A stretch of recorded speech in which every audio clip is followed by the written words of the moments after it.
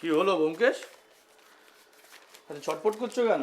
আরে দূর দূর, এই চুপচাপ বসে থাকতে থাকতে অজিত জীবনটা একবারে ঘেন্না ধরে গেল। হুম, সে তো স্বাভাবিক।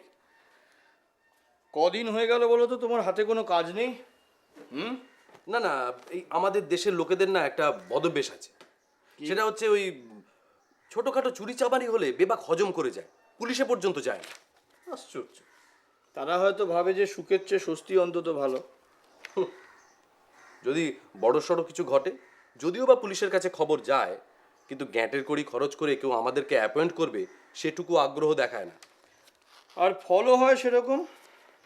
প্রথমে হাউ হুতাশ করে, তারপরে পুলিশের কাছে খবর যায়, পুলিশ নিষ্ক্রিয় থাকে, পুলিশকে গালাগালি করে, তারপর সব চুপচাপ মেনে যায়। ধ্যাৎ, ওই বইটা কোথায় গেল? না, তুমি বই পড়ো, বুঝলে আমি একটু লাইব্রেরিতে যাই। হুম, তুমি তো ভালোই আছো। কেন? ভালো নেই? লাইব্রেরিতে গিয়ে এক একটার পর একটা বই শেষ করছো, বাড়িতে বসে পত্রিকার প্রথম পাতার উত্তর পশ্চিম কোণ থেকে শেষ পাতার দক্ষিণ পশ্চিম কোণ পর্যন্ত খুঁটিয়ে খুঁটিয়ে পড়ে সময়টা কাটিয়ে দিচ্ছ।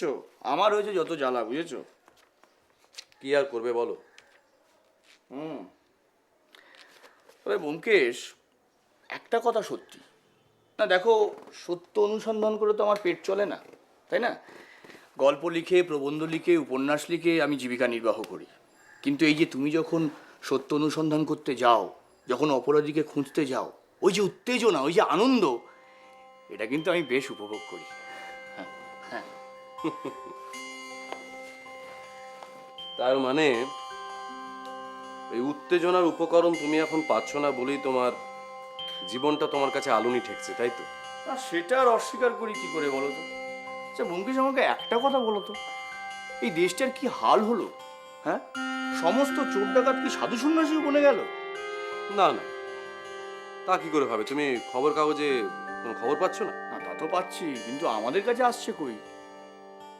আসবে আসবে, চারে যখন মাছ আসার, ঠিকই আসবে। তাদেরকে তো আর জোর করে আনা যায় না। তবে অজিত, তুমি কিন্তু বড় অধৈর্য হচ্ছ। ধৈর্যং রঘু। হ্যাঁ, তুমি তো ওই কথা বলেই খালাস। না গো, জানো তো, এই পুলিশের রিপোর্টে আমরা যে কজনের নাম পাই আর কি, তারা নেহাতি ওই চুনোপুটি বলতে পারে।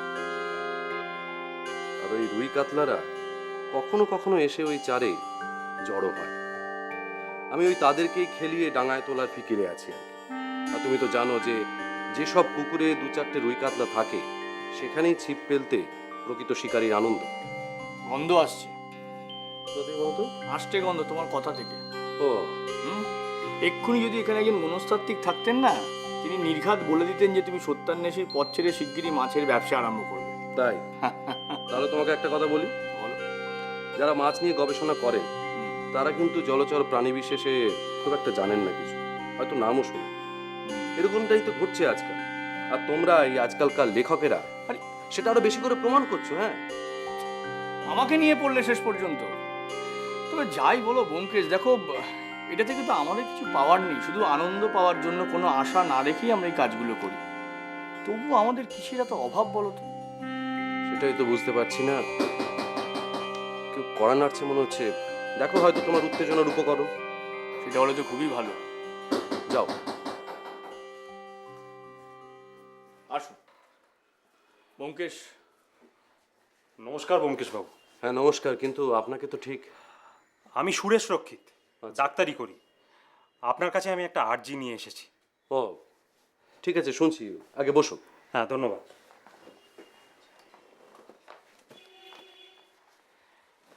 হ্যাঁ, এবার বলুন আপনার আর্জিটা কি?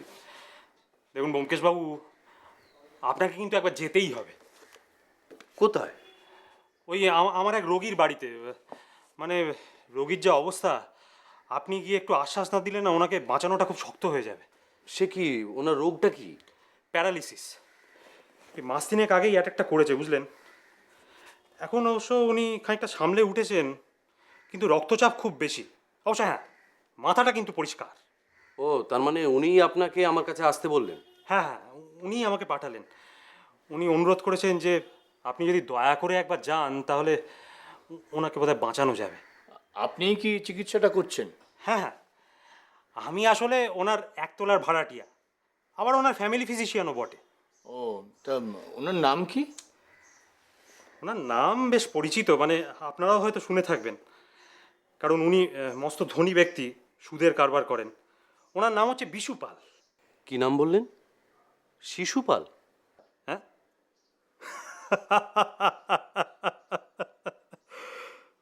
বিশু পাল। অবশ্য আপনি এইমাত্র যে নামটা বললেন, ওই শিশুপাল, সেই নামেও অনেকে ওনাকে ডাকেন। তবে কেন ডাকেন তা কিন্তু আমি বলতে পারবো না ব্যোমকেশবাবু, কারণ উনি হয়তো সুদখোর মহাজন, কিন্তু অর্থপিশাচ নন।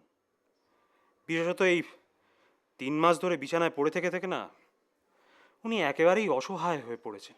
কিন্তু সুরেশবাবু, আমি তো আর ডাক্তার নই, আমি এক্ষেত্রে কি করতে পারি? তাহলে আসল ঘটনাটা আপনাকে খুলে বলি। না না, আপনি বলুন, তাহলে আমার বুঝতে সুবিধে হবে। দেখুন, বিশু পালের এক ঘাতক আছে, তার নাম অভয় ঘোষাল। আচ্ছা। হ্যাঁ, তা সেই অভয় ঘোষাল লোকটা জানেন তো, মহাপাজি। আরে সে বিশুবাবুর কাছ থেকে বেশ অনেক টাকা ধার করেছিল, জানেন তো। সে আর শোধ দেওয়ার নাম করে না। তো উনি টাকাদা করেননি? করেছিলেন, কিন্তু তাতে সেই অভয় ঘোষাল বিশুবাবুকে ভয় দেখিয়েছেন খুন করবে। তারপরেই তো বিশুবাবুর স্ট্রোকটা হলো। সেই থেকে এই 3 মাস ধরে বিছানায় পড়ে রয়েছেন। আচ্ছা, প্রাণের আশঙ্কা নেই তো? না, তা নেই।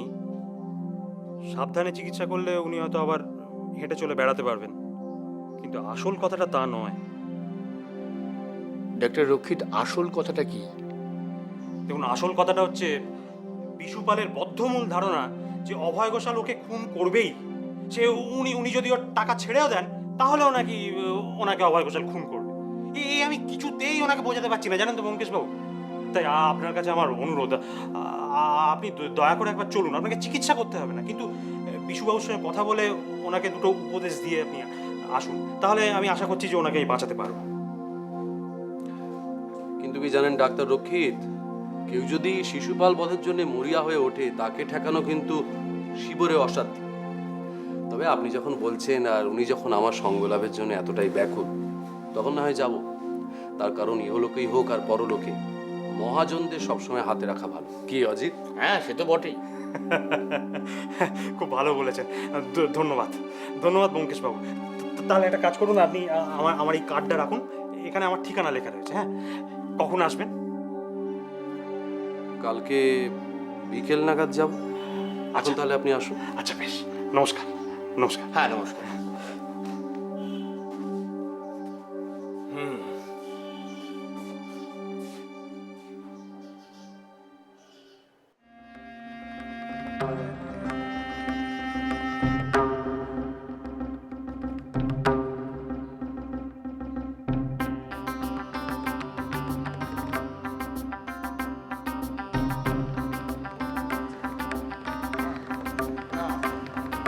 ওইদিকেই হবে সম্ভবত।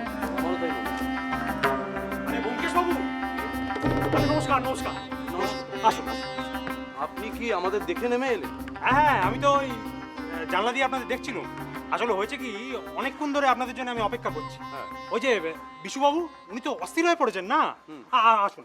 আচ্ছা চলুন। আমি বলছিলাম রক্ষিতবাবু, মানে আপনি কি এই বাড়িতেই থাকেন না সবটাই ডাক্তারখানা? না না না না না, ওই দুখানা হ্যাঁ। ডাক্তারখানা, আচ্ছা। আর বাকি একখানা হ্যাঁ। ওতে আমি থাকি। মোট 3টে ঘর। একা মানুষ তো, ওতেই চলে যায়। কিন্তু ব্যোমকেশবাবু, আপনাদের কিন্তু একটু কষ্ট করে ওই সিঁড়ি দিয়ে ওপরে উঠতে হবে। বিশুবাবু তো ওপরেই থাকেন। আসুন। বেশ তো, এসো অজিত।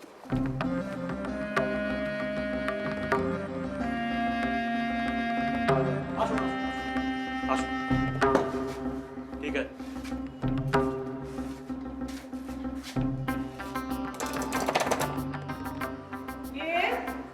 আমি রক্ষিত, দরজাটা খুলুন।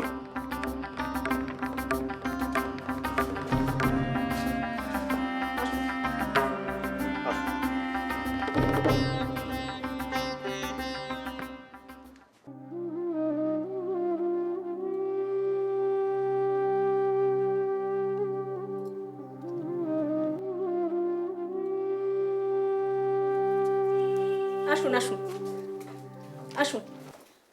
আসুন আসুন। আরে ব্যোমকেশ বাবু, আসুন আসুন আসুন।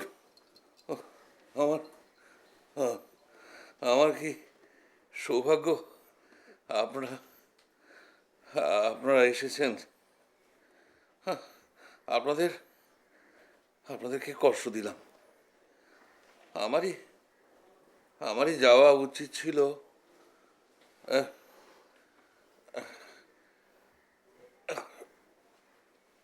আস্তে আস্তে।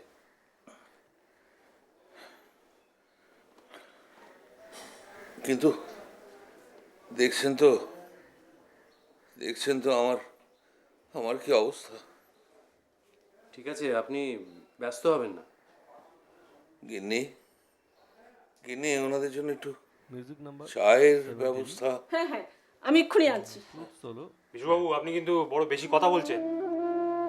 এত কথা বলা আপনার উচিত নয়।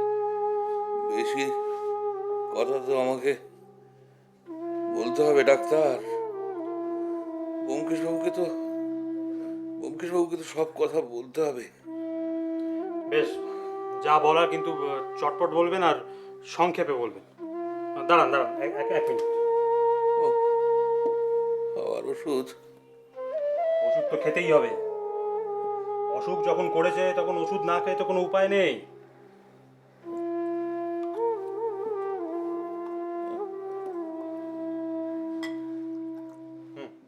দিন তো, খেয়ে ফেলুন।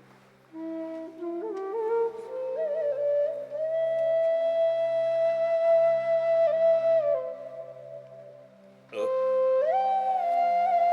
যা বলার বলুন এবার। ডাক্তার, এদের বসার একটা ব্যবস্থা করতে হয়। ও হো, তাই তাই তো। বসুন বসুন বসুন। না না, ঠিক বসুন আছে। বসুন।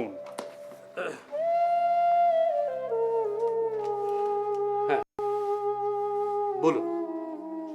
বেশি কথা বলবো না, ডাক্তার আবার রাগ করবে।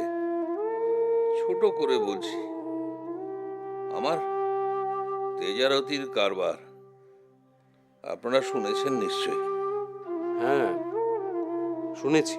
25 বছরের কারবার, প্রায় 20 লক্ষ টাকা খাটে। অনেক অনেক বড় বড় খাতক আছে আমার। আচ্ছা, তারপর?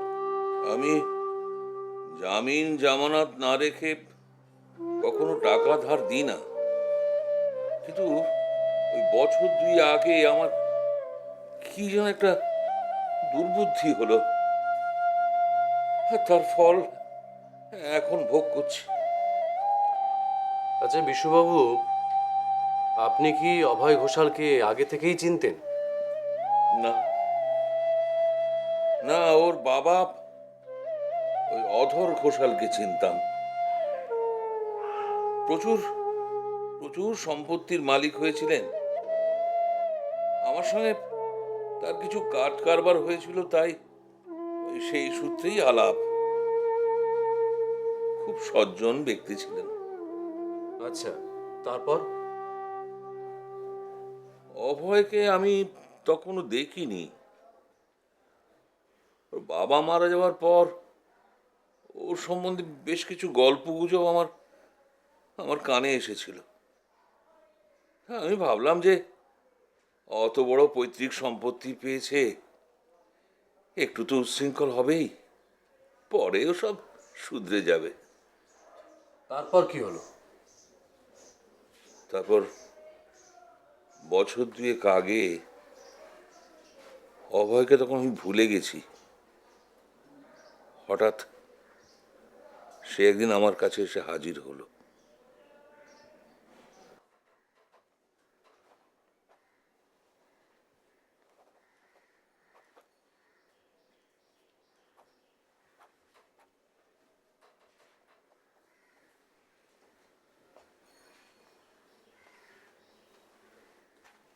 কাকাবাবু, কে? তোমাকে তো ঠিক চিনলাম না। আপনি আমায় চেনেন না, তবে আমার বাবাকে আপনি ভালোই চেনেন। আমি অভয়, অধর ঘোষালের ছেলে। ও, ভালো ভালো ভালো, বসো বসো বসো। তো আমার কাছে হঠাৎ কোনো প্রয়োজনে নিশ্চয়ই? হ্যাঁ, আপনি ঠিকই ধরেছেন, প্রয়োজনেই আপনার কাছে এসেছি। আর এই বিপদে কার কাছেই বা যেতাম বলুন? তুমি যে একটু সহজভাবে কথাটা বলতে আমার বুঝতে সুবিধা হতো। সব বলবো কাকাবাবু, আপনাকেই তো বলবো। আর এই মুহূর্তে আমার পাশে দাঁড়াবার মতো আর কেই বা আছে যাকে এসব কথা বলা যায়? তাই নাকি? কিন্তু আমি তো শুনেছিলাম তোমার অনেক বন্ধু বান্ধব আছে। আছে না, বলুন ছিল। যখন আমার সুদিন ছিল তখন সকলেই আমার বন্ধু ছিল। আজ যখন আমি সর্বশান্ত, তখন একে একে সকলেই সরে পড়েছে। দেখা হলে আমাকে সকলেই এড়িয়ে যায়, পাছে যদি ধার চেয়ে বসি। দুনিয়াটা চিনেছো তাহলে? তা আমার কাছে কেন এসেছো বলে না তো? কাকাবাবু, আমার শত্রুরা আমায় মিথ্যে খুনের মামলায় ফাঁসিয়েছে, তাই কোনো মতে জামিন পেয়েই আপনার কাছে আমি ছুটে এসেছি। মামলা চালাবার জন্য আমার 30,000 টাকা চাই। আপনি যদি দয়া করে আমাকে... না না, আপনার দুশ্চিন্তার কোনো কারণ নেই। 2 মাস পরেই আমি আমার নসিবপুরের জমিটা বিক্রি করে আপনার সব টাকা আমি শোধ দিয়ে দেবো। তা কি জামিন দেবে? জানোই তো এই বিশুপাল বিনা জামানতে কাউকে টাকা ধার দেয় না। আপনিই বলুন, আমার বিষয় সম্পত্তি সম্পর্কে আপনার তো কিছুই অজানা নেই। আপনি যা বলবেন তাই আমি জামিন রাখব। তবে টাকাটা আমার ভীষণ দরকার। ঠিক আছে, সে টাকাটা না হয় আমি দেবো তোমায়। আপনাকে লোকে আড়ালে অনেকে অনেক কিছুই বলে, তবে বাবার মুখে শুনেছিলাম আপনার অন্তরটা অনেক বড়। লোকে সেটা বাইরে থেকে বুঝতে পারে না, এখন দেখছি সেটাই ঠিক। লোকের কথায় বিশুপালের কিচ্ছু এসে যায় না। দেখে শোনো, ওই জামিন টামিন তোমায় দিতে হবে না। তুমি বরং একটা কাজ করো, তুমি আমাকে একটা হ্যান্ড নোট লিখে দিও। আচ্ছা, এই টাকাটা কি তুমি একসঙ্গে নেবে? আগে হ্যাঁ। তাহলে তুমি সন্ধেবেলা এসো, আমি টাকাটা রেডি করে রাখবো। আমি তাহলে আসি। এসো।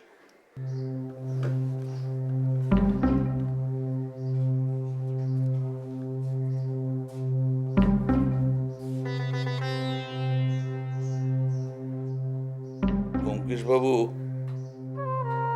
ছোড়া আমাকে গুণ করেছিল জানেন। তারপর? তারপর আর কি, এই মোকদ্দমা শুরু হলো, কাগজে কাগজে বয়ান বেরোতে আরম্ভ করলো। সে এক মহাভারত। আচ্ছা, মকদ্দমা কি নিয়ে চলছিল? একজন বিবাহিতা মহিলাকে ওই অভয় ফুসলি নিয়ে এসেছিল। তারপর বছরখানেক পর ওই মহিলাকে সে বিষ দিয়ে খুন করে। সেই নিয়ে মকদ্দমা আর কি। এটা সাংঘাতিক লোক। হ্যাঁ, সাংঘাতিক বলে সাংঘাতিক। জানেন, আমি আমি একবার এজলাসে দেখতে গিয়েছিলাম ওকে। কাঠগড়ায় ওই অভয় বসে আছে, যেন যেন একটা ঘা খাওয়া বন বিড়াল। আমার ওকে দেখে একটু ভয় করতে আরম্ভ করলো। আমি আমি ভাবলাম, বাবা কাকে আমি টাকা ধার দিয়েছি।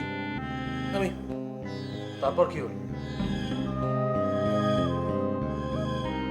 মকদ্দমা ঠিকলো না, মকদ্দমা ঠিকলো না। আইনের ফাঁক দিয়ে অভয় বেরিয়ে গেল, রেহাই পেয়ে গেল, একদম বেকসুর খালাস। তারপর আরো বছরখানেক কেটে গেল জানেন। আমি আমি আমার এক কর্মচারীকে বলেছিলাম যে ওই অভয়ের ওপর নজর রাখতে। কর্মচারী একদিন আমাকে এসে বলল,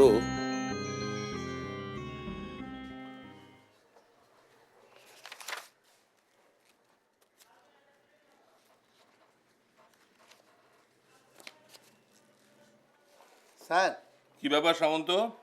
স্যার এসছিলাম, আপনি আমায় বলেছিলেন না অভয় ঘোষালের ওপর নজর রাখতে, সেই ব্যাপারে কথা বলতে এসেছিলাম। ও, তো বলে ফেলো। স্যার বলছিলাম কি, ও নাকি ওর বসতি বাড়ি বিক্রি করে দিচ্ছে। সে কি? হ্যাঁ স্যার, ওর যদি ওই স্থাবর সম্পত্তি বিক্রি করে দেয় তাহলে তো আপনি একটু কানাকড়ি পাবেন না। হ্যাঁ, আর টাকা পয়সা সব মার চলে যাবে। ও আচ্ছা, তোমাকে যে আমি বলেছিলাম ওই যে টাকা দির ব্যাপারে ওকে চিঠি লিখতে, তুমি লিখেছিলে? হ্যাঁ স্যার, তিনটে চিঠি লিখেছি কিন্তু একটা উত্তর আসেনি। ও, তাহলে তো একটা মামলা রুজু করতে হয় দেখছি। হ্যাঁ স্যার, একটা মামলা রুজু করে দিন, কিন্তু তার আগে একটু ওর সঙ্গে দেখা করে নিলে ভালো হয় না? ও দেখা, হ্যাঁ, কথাটা তুমি মন্দ বলোনি, বুঝলে। ওকে গিয়ে দু চার কথা শুনিয়ে দিই, একটু খাওয়া দিয়ে কথা বললে বোধহয় কাজ হবে, তাই না? হ্যাঁ স্যার। ঠিক আছে, তাই করবো। স্যার আপনি কিন্তু একা যাবেন না। কেন? স্যার যদি কোনো রকম বিপদ আপদ হয়, ও, আপনি বরং ওই নেপালি দারোয়ানকে নিয়ে আপনার সঙ্গে নিয়ে যাবেন। ওই গুর্খাকে? হ্যাঁ ঠিক আছে, তাই যাব। এটা দেখা হয়ে গেছে, নিয়ে যা। আচ্ছা স্যার। স্যার তাহলে আসি। এসো।